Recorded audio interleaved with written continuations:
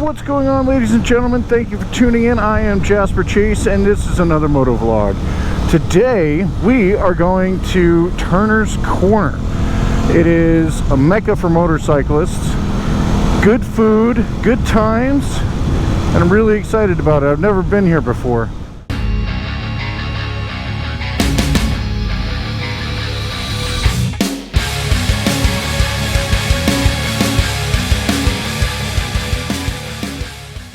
Now, I don't know much about Turner's Corner. I should have done some research, but basically this guy Charles Turner opened up this restaurant. It started as a cafe, and now it's an actual country store where you can buy a bunch of different things other than food.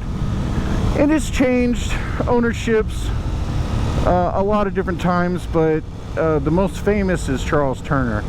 What really made him famous was he had a soda drinking bear. He owned a bear that would drink soda. That's pretty cool. Too bad that the bear's not there anymore, because that is something I would love to see.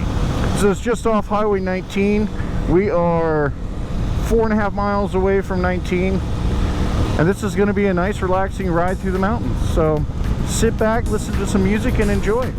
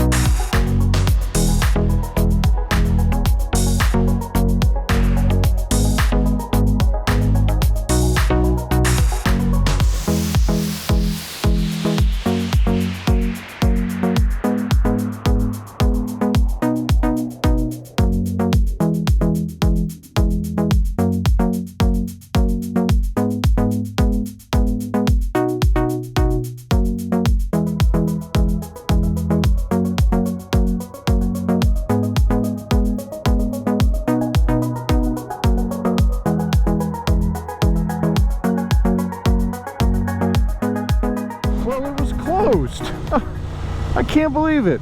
The one time I tried to go there, and it's freaking closed. It said that it'll be open February 1st, 2023. That's a shame. I really wanted to grab something to eat. I heard they have really good food. Oh well. The good news is that I have all kinds of crazy topics to talk about, one of which is my trucking career. So, as I may have mentioned before, I am a truck driver for Swift Transportation. I've driven all over the country multiple times. Absolutely love it. And the adventures in trucking just don't stop. About 10 months into my career, I decided to become a mentor and train other truck drivers how to drive trucks. I don't know how these people get their CDLs, because I worked my butt off to get my CDL. I studied and studied and studied.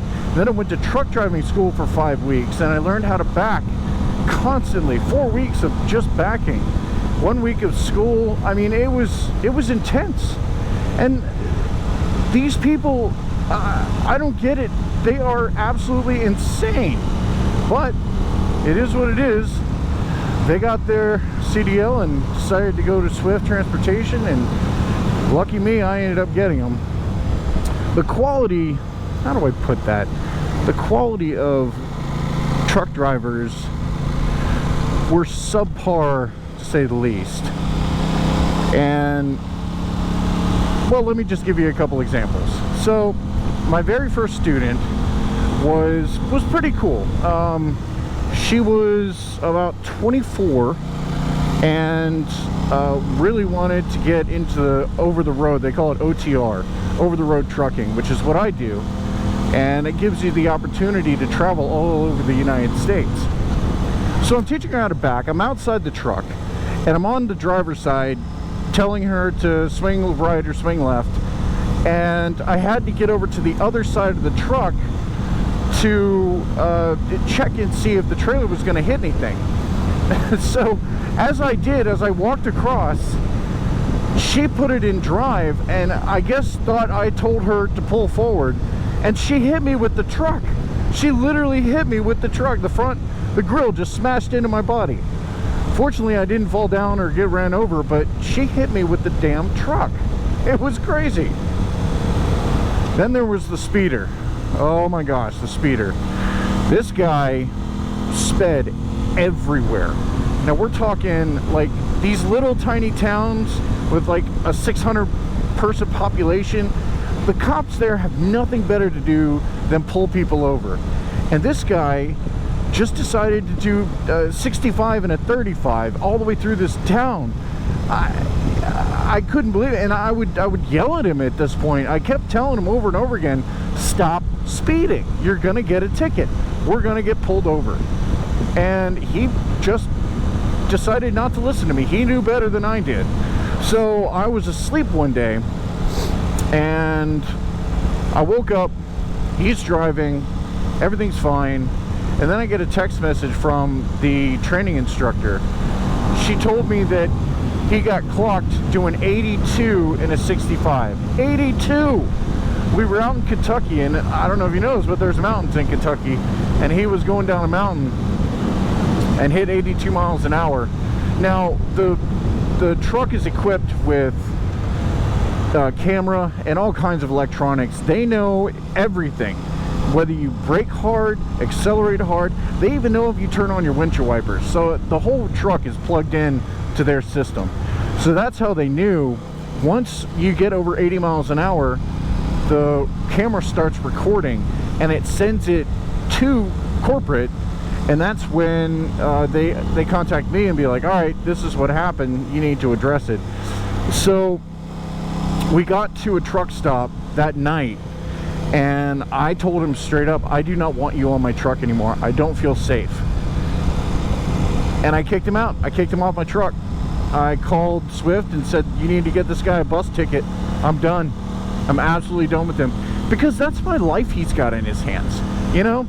What's up, dude? That's my life he's got in his hands. And he had the audacity to risk my life and drive that fast.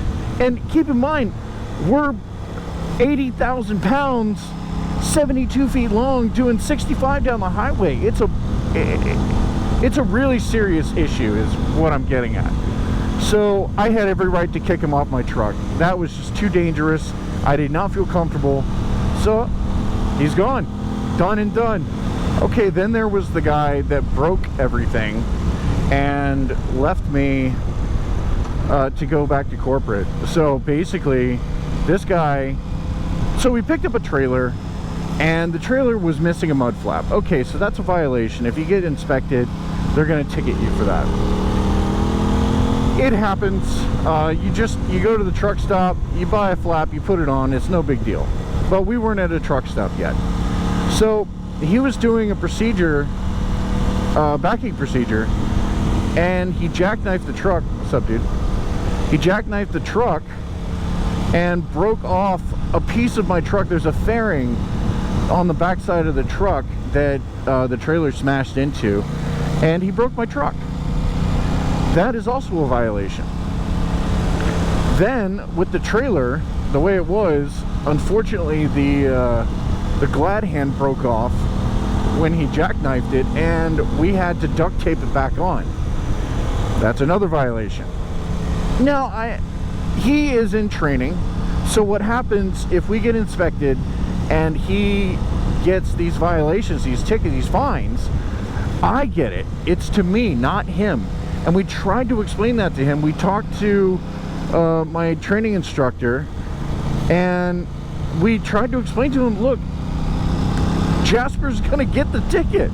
It's not you as the student, it's the instructor, it's the mentor. That's who's gonna get the ticket.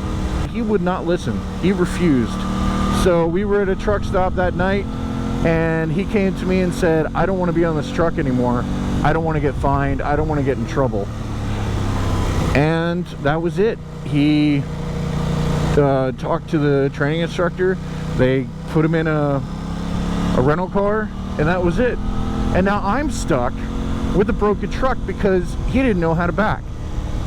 It was ridiculous. Oh my gosh, there was this one student. He was the most talkative person I've ever met in my entire life. And I kid you not, we would be driving, I'd be sitting in the passenger seat, he's driving, and if I got 15 seconds of silence, and I'm not joking, 15 seconds of silence, it would be a blessing. This guy would not shut up. Gun to his head, tell him to shut up, he'd still keep talking. It was that bad. Anyways, so one night we're sitting, it was like the first or second night, we were at a truck stop for the night and bedding down, getting ready to watch some TV and go to bed, and we're bonding, you know, we're talking, and I guess he felt really comfortable with me because he openly admitted that he was on the spectrum for autism, which kind of explained a lot. He was a know-it-all and would not stop talking. So I can see it's understandable the way he was acting, and that was shot out of left field. I didn't expect that, but it got worse. He apparently is addicted to sex and addicted to pornography, and openly admitted that as well. Now mind you, I've only known the guy for 2 days, and he's talking to me about pornography, and again, he doesn't shut up. So constantly the whole conversation was like, oh, you gotta see the Raven Riley, you've got to see this girl, and you got to see this girl, and he would show pictures of them naked and then go on to like one of those pornography sites and show me videos of them having sex.